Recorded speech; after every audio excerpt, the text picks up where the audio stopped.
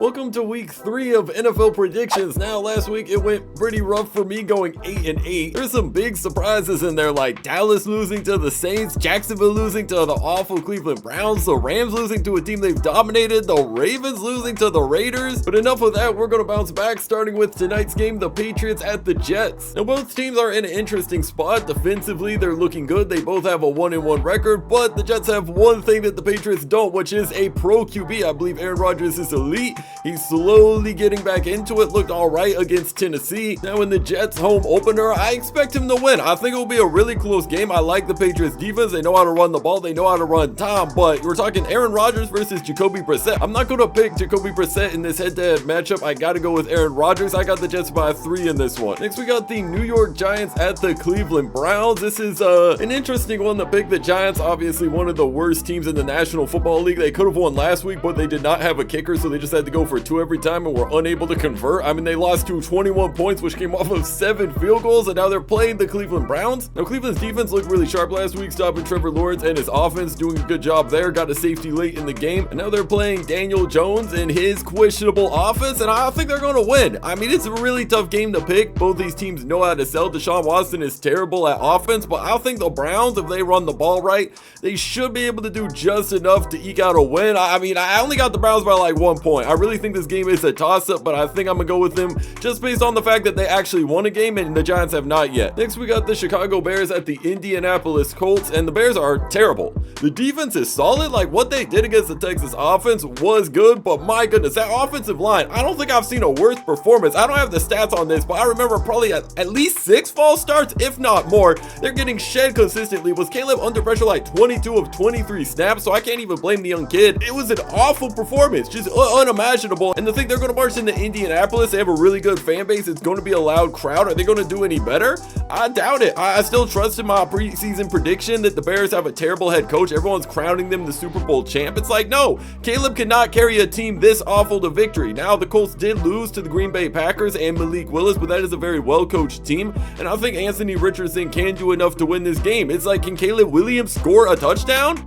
No, I doubt it. I mean, maybe one, you know, they might run for a touchdown, but that offensive line is so terrible. He made so many bad reads just scrambling around. He got hit so much on Sunday Night Football. There's no chance they're going to march into Indy and win this game. I got the Colts by 10. Next up, we got the Houston Texans at my Minnesota Vikings. Now, like we just talked about, the Houston Texans defense absolutely demolished the Bears, but there were problems in their offense. You know, CJ Stroud looked phenomenal last season, but the Bears gave him a lot of problems, kept Caleb Williams in that game till the final drive. So that gives me hope that Brian Flores and the Vikings defense can do similar things. We've caused problems in our first 2 weeks. You know, we beat the Giants. Okay, they're terrible, let's be honest. But then we beat the San Francisco 49ers. Sure, no CMC, but they have Debo, they had Ayuk, they had George Kittle, and we handled business at a high level. So I think we're going to do the same to the Houston Texans. Then on the flip side, our offense laps the Bears offense. We have an actual offensive line. We got talent. We got Aaron Jones. We got Jake Jettis, and we have a decent QB in Sam Darnold. So I think we're going to win this game by about 10 points. It's going to be a fight. Houston does have a chance. You know, they are a very talented team. You never know week by week. But I'm liking the Vikings. I mean, we're at home. We'll have the skull chant going. We'll have the fans cheering like crazy. So I got to pick my team. Now we got the Philadelphia Eagles at the New Orleans Saints. Now, last week I picked the Eagles to win. I did not trust Atlanta, and nothing made me happier than Kirk Cousins winning that game. It was so annoying. You had Jason Kelsey in the booth for like the whole third quarter, just yapping up, oh, go Eagles. It was like an Eagles parade. They were like coordinating them as the winner. I've never seen a more biased broadcast in my life. That was just so infuriating to watch. And I'm so glad Saquon Barkley dropped the ball. They have the rudest fan base and the most toxic fan base, and that's what they deserved. You know, get owned on your parade. Kirk Cousins, he was fighting that game that Atlanta team was fighting, getting no credit from the commentary team. And with a minute 40, no timeout, Kirk Cousins did what he had to do, got a touchdown. Then Jalen Hurts threw a pick, and boo-hoo, cry Eagles cry. Now they're headed down to New Orleans to play the Saints, who are on an absolute roll. I mean, what, 5 touchdowns on their 5 opening drives, I believe, against Dallas. Now Mike Zimmer questionable as a defensive coach, and Gary Kubiak is the Saints OC, who used to be the Vikings OC, so he probably knows how to cook Zimmer. But I don't think the Saints parade is going to stop marching in. I think they're going to keep it going. I think they're going to play a good game, and this is a very shaky Eagles team. I mean, to choke a game like that against the Atlanta Falcons, a minute 40, no timeouts, and your defense got got completely shredded. I do not trust y'all to stop this high-powered Saints offense. Now, eventually, I do think somewhere in the year, Derek Carr is going to fall off and this offense is going to come down to earth. But I do not think it's about to happen yet in week 3, and I got the Saints by 14. Next, we got the LA Chargers at the Pittsburgh Steelers. 2 undefeated teams going at it. But I like what I've seen from the Chargers a lot more. They did a good job against the Raiders team. They destroyed the Panthers as they should. And Pittsburgh, their 2 wins have just been really strange. It's just Justin Fields and the offense doing the bare minimum. Only 1 touchdown across 2 weeks. And now they got to play a really good offense with Justin Herbert. Because the teams they beat up, it was a week 1 Kirk. You know, he's getting used to it. Week 2, you played Bo Nix. This guy is terrible at QB. So now you're facing a competent offense. I don't think the Steelers can hold on. I don't see them winning this game. It will be hard fought because the Steelers just know how to battle. But at the end of the day, I still got the Chargers by 4. I like Herbert. I like what that defense is doing. I like Jim Harbaugh as a coach. I don't see them losing this game. Next, we got the Denver Broncos at the Tampa Bay Buccaneers. And just like I was talking about, Bo Nix is a terrible QB. Sean Payton might be the most overrated coach in NFL history.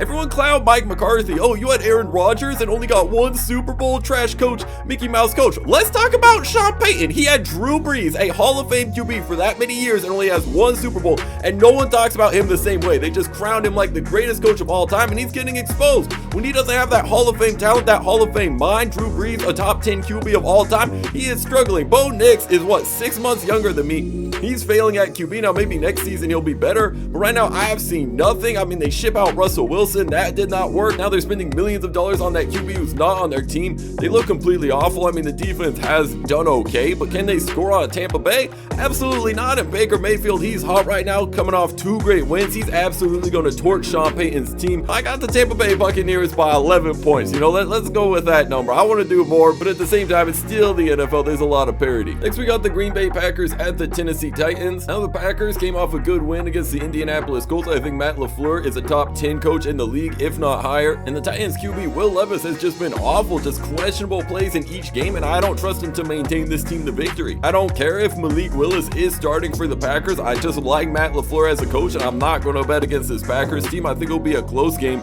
But until Will Levis and the Tennessee offense can show competency, can show that they can be consistent and put drives together and not just throw the game away, I'm not going to pick their team, and I got to stay far away. So I got the Green Bay Packers by 3. Next, we got the Carolina Panthers at the Las Vegas Raiders. And crazy news, they had Bryce Young, their first overall QB. They traded so much to Chicago for that pick, and now he's getting benched for Andy Dalton. I mean, come on. Andy Dalton might win 1 or 2 games this season, but that team is just too shaky. The ownership is so questionable with Tepper. Like, what is he doing? Richest owner in the league cannot win games. It's so strange because you would think business success translates to on-the-field success. It does take a lot of talent and a lot of hard work to make the money that he's made, and I don't know why he can't manage a football team.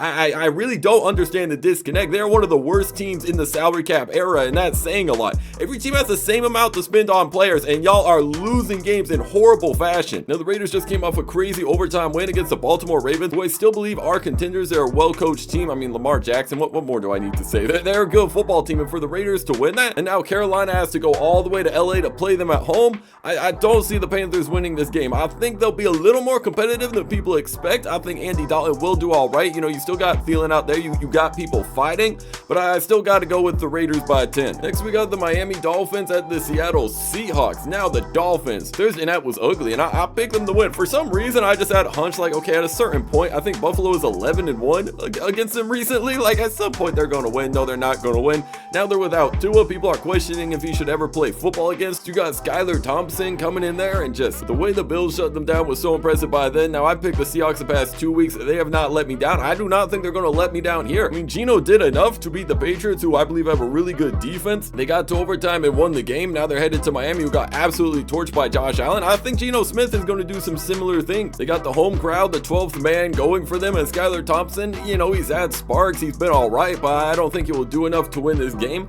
Now, the Dolphins will keep it competitive. I think they'll bounce back a bit from their loss, but I still got the Seahawks by 3. Next, we got the Detroit Lions at the Arizona Cardinals. Now, I mean, the impressive backstory is the Arizona Cardinals. Marvin Harrison Jr., I believe, did he have 3 touchdowns? Kyler Murray was running around like a video game. He was slinging it. They absolutely cooked the Rams, and I was very surprised by that. You know, Sean McVay historically owns the Cardinals, but they have not just gotten over that hump, they have demolished it. But this time they face a different opponent, and this opponent has beaten the Rams. Now, it was very close head-to-head, Lions versus the Rams, but the Lions still did win in overtime, and look, they were a playoff team last year, This is a very tough game to pick, but I don't know if the Cardinals offense keeps their momentum. I don't know. They have not won a playoff game in a long time. They've been very shaky as of recent. I like Jared Goff. I like the way Dan Campbell coaches. You know, that team is just ferocious on offense. It's very hard to stop, but I think we're in for a shootout. I think we're in for a back and forth game. I think Kyler Murray's going to do his thing, cooking the Detroit Lions. I think this one will really come down to who has the ball last, but I don't want to pick the Lions. I'm not a fan of them. I'm a Vikings fan, but I just have a hunch they're going to come out on top.